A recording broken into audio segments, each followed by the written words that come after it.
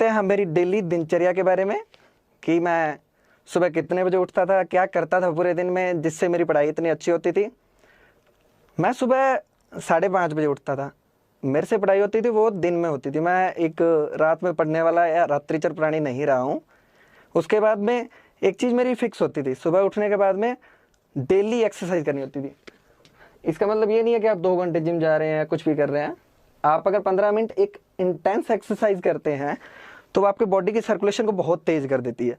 अगर बॉडी का blood circulation अच्छा होगा तो हमारे माइंड को ज़्यादा ऑक्सीजन मिलेगी और हमारा माइंड पूरे दिन अच्छे से वर्क करेगा। उसके बाद में आपको एक हेल्दी ब्रेकफास्ट लेना है।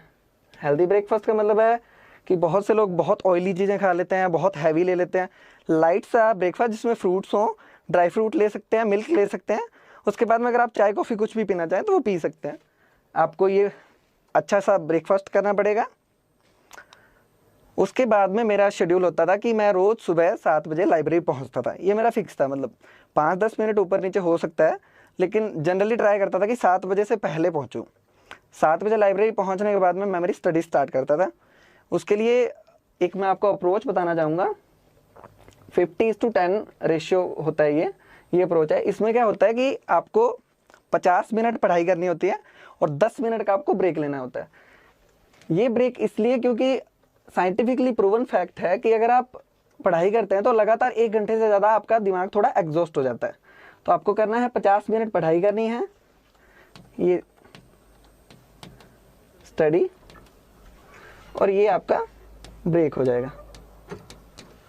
अगर आपको लगता है 10 मिनट ज़्यादा ब्रेक है तो 55:05 ये स्टडी होगा और ये आपका ब्रेक हो जाएगा।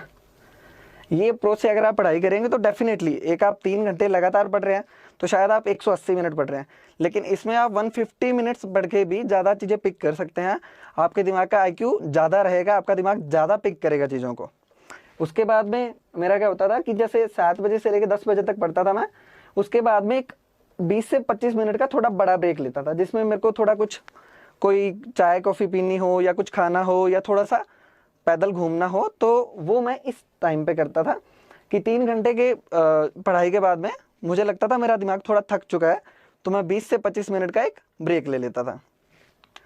उसके बाद में फिर वापस मेरा शुरुआत होती थी 10:30 के आसपास और मैं 12:30 से 1 बजे तक पढ़ता था, अकॉर्डिंग टू मतलब मेरे माइंड के हिसाब से।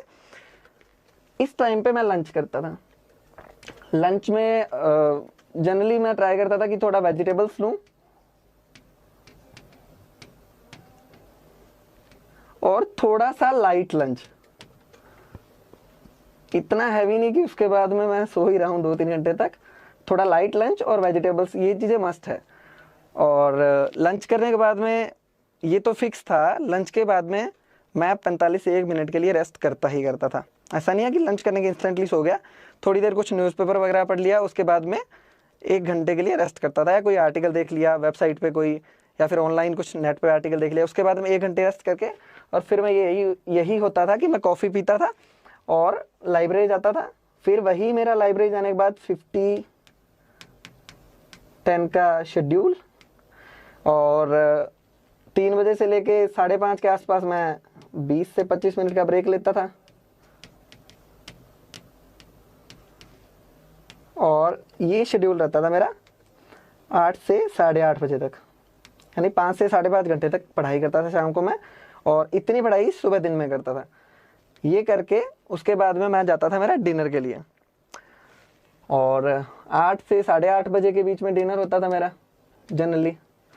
और डिनर के बाद में यूजुअली मैं पढ़ाई करने का नहीं हूँ, लेकिन 1 घंटा थोड़ा जो दिन में पढ़ा है उसको थोड़ा रिवाइज़ कर लेता था, या फिर जो भी कुछ नया लग रहा है, जैसे करंट में कुछ चीज़ें पढ़नी है, कोई आर्टिकल पढ़ना है, तो वो रात को डिनर के बाद में ट्राई करता था कि वो पढ़ लूँ, या कुछ लिखने का ट्राई करता था। और उसके बाद में रात को 11:30 बजे मेरा फिक्स होता था कि मुझे सोना है। ट्राई करता था कि इसमें फ्लक्चुएशन ना हो, क्योंकि अगर आप सोएंगे नहीं तो सुबह उठ नहीं पाएंगे 5:30 पे, तो इसमें ±15 हो जाता था कि कई बार 15 मिनट पहले सो जाता था, कई बार 15 मिनट बाद में सोता था। तो ये मेरी डेली की रूटीन रहता था, डेली की दिनचर्या रहती थी। पढ़ाई कैसे करनी है, कैसे कंटेंट यूज़ किए थे मैंने, कौन कौन से रिसोर्सेज का सहारा लिया था, वो सब नेक्स्ट वीडियो में मैं बताऊंगा। तो लास्ट में नोट 2-3 चीज़ें हैं जो मैं बताना चाहता हूँ आपको। सबसे ज़रूरी चीज़ रेगुलर एक्सरसाइज। आप कुछ भी कर सकते हैं एक्सरसाइज में। आप एक कार्डियो सेशन कर सकते हैं, आप मेडिटेशन कर सकते हैं, या फिर कुछ भी। अगर आप जिम जाते हैं तो मेरे हिसाब से अगर ज़्यादा से ज़्यादा 30 मिनट्स से ऊपर की एक्सरसाइज ना करें तो सही रहेगा, क्योंकि फिर आपका बॉडी में पेन रहता है। और उसके अलावा एक हेल्दी डाइट।